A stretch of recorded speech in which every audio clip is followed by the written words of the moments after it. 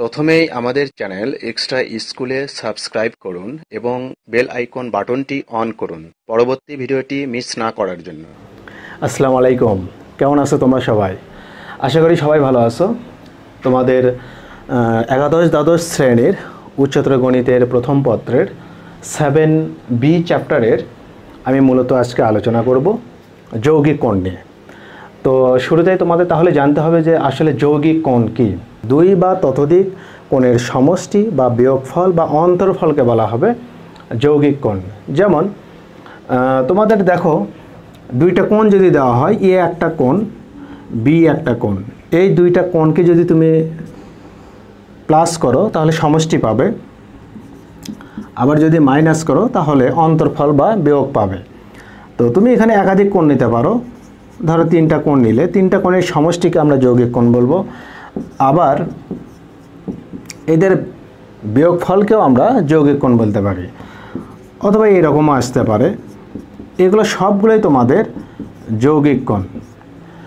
তো আমি তাহলে তোমাদের বললাম যে দুই বা ততোধিক কোণের সমষ্টি বা বিয়োগফল বা অন্তরফলকে বলা হবে যৌগিক কোণ। তাহলে আমরা 7এর বিতে যৌগিক কোণের বিষয়গুলো নিয়ে আলোচনা করব। তো সেক্ষেত্রে আজকের এই আলোচনা থেকে তাহলে যৌগিক কোণের সূত্রগুলি তোমরা জানতে পারবে। তো এই সূত্রগুলি দিয়েই আমরা প্রশ্নের সমাধান করব। তো সেক্ষেত্রে আমি আজকে তোমাদের জন্য আলোচনা করব যে এই সূত্রগুলো কিভাবে আমাদের প্রমাণ করতে হয়। আমরা তো সরাসরি সূত্র পড়ি, কিন্তু আসলে এই সূত্রগুলো আসে কিভাবে, আমি এই বিষয়টা আলোচনা করব। আর তোমাদের বোর্ড পরীক্ষায় এই সূত্রগুলো প্রমাণের যে বিষয়টা, এটা অনেক সময় চাওয়া হয়। তো এই সূত্রগুলো তোমাদের প্রমাণ করতে হয়, তো খুব ইম্পর্টেন্ট তোমাদের জন্য। আশা করি তোমরা বুঝতে পারবে যদি শুরু থেকে শেষ পর্যন্ত আমার এই আলোচনাটুকু মনোযোগ সহকারে দেখতে থাকো, তাহলে ইনশাল্লাহ বুঝতে পারবে। তো সেক্ষেত্রে শুরু করা যাক। আমাদের প্রথম সূত্র হলো sine of A plus B সমান আমরা sine A cos B plus cos A sine B, আবার cos of A plus B সমান হলো আমাদের cos A cos B minus sine A sine B. এই সূত্রগুলো আমরা এভাবে মনে রাখবো। তো যাই হোক, আমাদের এই সূত্রগুলো আসে কীভাবে সেটাই আমরা প্রমাণ করে দেখব। শুরুতেই আমরা ও বিন্দুর সাপেক্ষে একটা রশ্মি নেব। মনে করো ও বিন্দুর সাপেক্ষে একটা রশ্মি নেব আমরা ও এক্স, যেটা ঘড়ি কাঁটার বিপরীত দিকে ঘূর্ণায়মান থাকবে। তো সেক্ষেত্রে দেখো,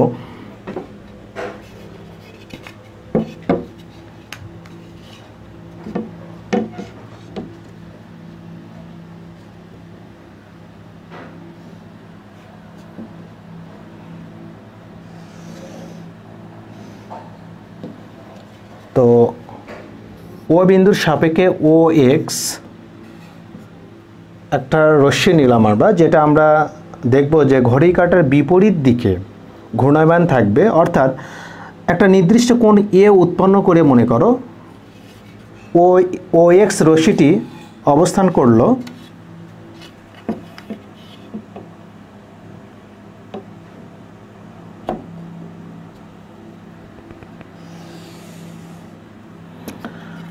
তাহলে ও এক্স রশ্মিটি একটা নির্দিষ্ট কোণ এ উৎপন্ন করে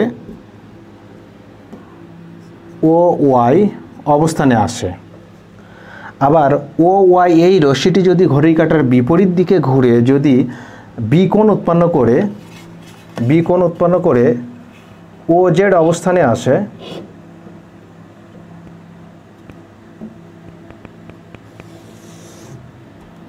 ও জেড অবস্থানে আসে, এটার নাম দেব আমরা জেড।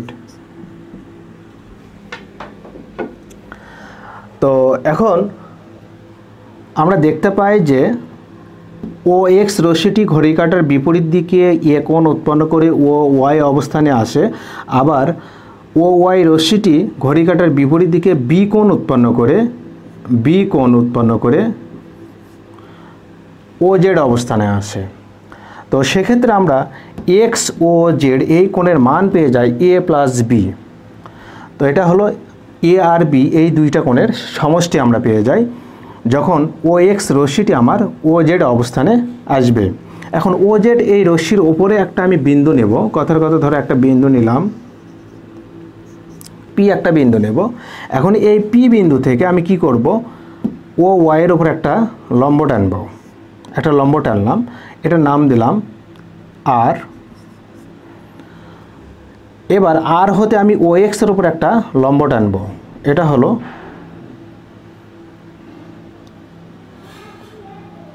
এস দিলাম। এবার পি থেকে একটা লম্ব টানব, এটা দিলাম পি কিউ। তো এবার কি করব, আর হতে আমি পি কিউ এর উপর একটা লম্ব টানব, এটা দিলাম মনে করো আর টি। তো সেক্ষেত্রে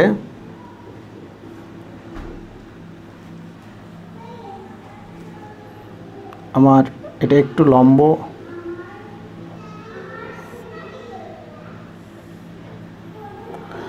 আচ্ছা এবার কি করব আমি, দেখো এখানে এই যে এ কোণ পেলাম, এই কোণ আমি যদি চিন্তা করি এরকম যে টি আর হলো ও এস এর সমান্তরাল, এই যে ও এস সমান্তরাল যদি টি আর হয় তাহলে এখানে ও আর কিন্তু হবে ছেদক।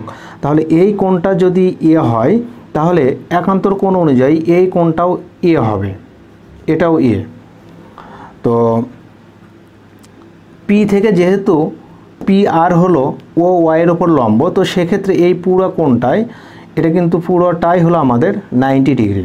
তো এইটুকু কোণ যদি এ হয় তাহলে আমাদের এই কোণটা কি হবে, এইটুকু কোণ কিন্তু হবে আমাদের, এইটুকু কোণ হবে 90 ডিগ্রি মাইনাস এ। যেহেতু এটা পুরোটাই হলো 90 ডিগ্রি আর এটা হলো এ, তার মানে এটা হলো 90 ডিগ্রি মাইনাস এ।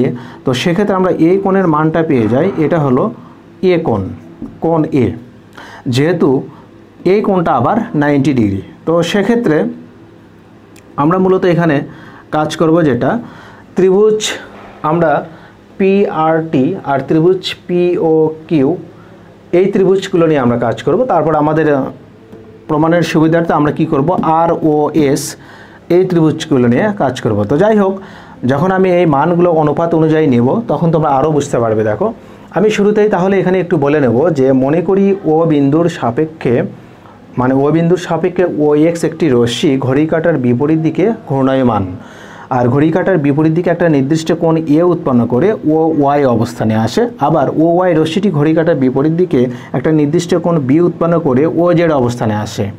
এবার আমি কি করব, ও জেডের উপর একটা বিন্দু পি নেব, তাহলে পি হতে আমি ও ওয়াইয়ের ওপর পি আর লম্ব টানি। এবার আর হতে আমি ও এক্সের ওপর একটা আর এস লম্ব টানবো।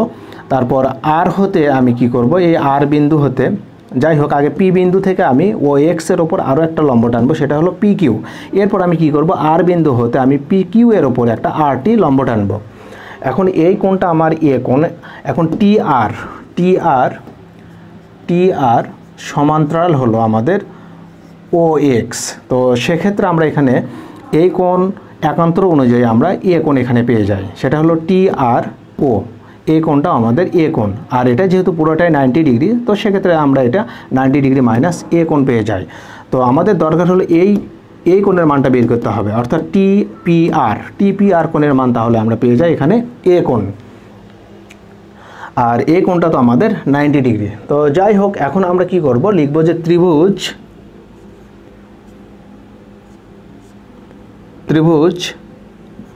পি ও কিউ এ, ত্রিভুজ পি ও কিউ এ আমরা লিখব এই এ আর বি যোগ করলে আমরা এই কোণটা পেয়ে যাই, সেটা হলো এ প্লাস বি। তো আমরা লিখব যে sine of A plus B সমান আমরা লিখতে পারি, আমরা জানি সাইন থিটা সমান হলো লম্ব ভাগ অতিভুজ। তো সেক্ষেত্রে এখানে পি কিউ হবে আমাদের লম্ব, কারণ এ প্লাস বি কোণের বিপরীত বাহু যেটা, সেটা আমরা জানি লম্ব। তো সেক্ষেত্রে পি কিউ ডিভাইডেড লম্ব ভাগ অতিভুজ, অতিভুজ হলো আমাদের ওপি। এখন এই পি কিউকে আমরা লিখতে পারি, এই যে পি কিউ এটাকে আমরা ভেঙে লিখতে পারি যে পিটি আর T Q, PT plus T Q divided OP. এখন আমরা তাহলে লিখতে পারি যে পিটি প্লাস টি কিউ। এই যে টি কিউ আর আর এস কিন্তু পরস্পর সমান্তরাল এবং সমান হয়ে যাবে। তো সেক্ষেত্রে আমরা এখানে টি কিউ সমান্তরাল আর এস, এবং আমরা লিখতে পারি যে টি কিউ সমান হলো আর এস। তো সে অনুযায়ী আমরা এখানে টি কিউ এর জায়গায় আর এস লিখতে পারি। এবার আমরা কি করব, ভেঙে ভেঙে দেব। দেখো এখানে পিটি, পিটি নিচে আমরা লিখব ওপি প্লাস আমরা আর এস এর নিচে লিখব ওপি। এবার পিটি নিচে আমি এভাবে একটু সাজাই নেব। দেখো এখানে আর এস গুণন এখানে ওপি। তো যাই হোক, আমি এইটুকু অংশ নিয়ে আগে কাজ করব, এটা পরেরটা আমি পরে একটু কথা বলি। দেখো তাহলে আমি এখানে পিটি ভাগ আমি কি দেব, দেখো এখন আমরা চলে যাব ত্রিভুজ পিআরটি। পিআরটি এই ত্রিভুজে দেখো আমাদের এই যে এ কোণের, এটা আপাতত এখানে দরকার নেই। তো এই এ কোণের দেখো এ কোণের বিপরীত বাহু যেটা, এটা হলো লম্ব, আর এটা হলো ভূমি, আর এটা হলো আমাদের অতিভুজ, যেহেতু এই কোণটা আমাদের সমকোণ। তো পিটি দেখো, পিটি হলো আমাদের এখানে ভূমি, তাহলে ভূমি ভাগ অতিভুজ, অতিভুজ তাহলে আমাদের পিআর। পিআর এই পিআর আমি এখানে লিখব পিআর। পিআর পিআর কেটে গিয়ে আমার পিটি ভাগ ওপি হয়ে যাবে, মানের কোনো আমার এখানে পরিবর্তন হবে না। তো সেক্ষেত্রে আমি পিটি ভাগ পিআর, পিটি ভাগ পিআর তার মানে ভূমি ভাগ অতিভুজ, আমি লিখতে পারি ভূমি ভাগ অতিভুজ মানে হলো কস এ ইন্টু, এরপর দেখো এই যে পিআর, পিআর আর হলো আমার ওপি, এই যে ওপি, পিআর ভাগ হলো ওপি। তার মানে আমি যদি ত্রিভুজ পি ও আর চিন্তা করি, তাহলে এখানে এই যে দেখো বি কোণের বিপরীত বাহু পি আর হলো আমাদের লম্ব, আর ও আর হলো এখানে ভূমি, আর ওপি হলো আমাদের অতিভুজ। তাহলে লম্ব ভাগ অতিভুজ, তাহলে লম্ব ভাগ অতিভুজ মানে হলো আমাদের সাইন। সাইন এখানে কোণ হলো কি বি। এবার প্লাস দাও এখানে। আচ্ছা এখানে আর এস আমি যদি চিন্তা করি এরকম যে ত্রিভুজ আর ও এস, এই ত্রিভুজে আর ও এস, এই ত্রিভুজে দেখো এ কোণের বিপরীত বাহু হলো আর এস, এই যে এ কোণ, তাহলে এটা হলো লম্ব, এটা হলো ভূমি, আর ও আর হলো আমার অতিভুজ। তাহলে আমি এখানে লিখতে পারি যে আর এস এর, আর এস ভাগ ও আর যদি আমি দেই ও আর, তাহলে এখানেও ও আর দেব, তাহলে লম্ব ভাগ হলো অতিভুজ। তাহলে আমি এখানে লিখতে পারি আর এস হলো লম্ব, ও আর হলো আমার অতিভুজ। তাহলে সাইন, যেহেতু এ কোণের বিপরীত বাহু, তাহলে সাইন এ ইন্টু এখানে ও আর, আমার এখানে দেখো বি কোণ নিয়ে কাজ করতে হবে, ও আর এখানে আমার ভূমি, আর ওপি হলো আমার অতিভুজ। সেটা কোন ত্রিভুজে, ত্রিভুজ পি ও আর।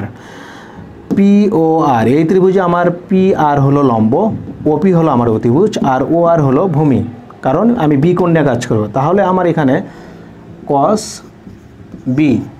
তো সেক্ষেত্রে আমি এখানে একটু সাজাবো, সেটা হলো sine A, sine A cos B plus cos A sine B. তো আমাদের সূত্র দেখো sine of A plus B, আমরা জানি sine A cos B plus cos A sine B, sine A cos B plus cos A sine B, এভাবে তোমাদের প্রমাণটা করতে হবে। তো আশা করি তোমরা এটা বুঝতে পারলে যে আসলে তোমাদের এই সূত্রগুলো কীভাবে প্রমাণ করতে হবে। আমরা তো আসলে প্রশ্ন সমাধান করতে গিয়ে এই সূত্রগুলোর প্রয়োগ আমরা দেখাবো, এই সূত্রগুলো আমরা বারবার অ্যাপ্লাই করব। তো সেক্ষেত্রে এরপরের সূত্র দেখো, যদি cos of A plus B হয় তাহলে তোমরা কীভাবে প্রমাণ করবে, আমি এবার সেটা নিয়ে কথা বলবো। তো আশা করি তোমরা এটা বুঝতে পারলে।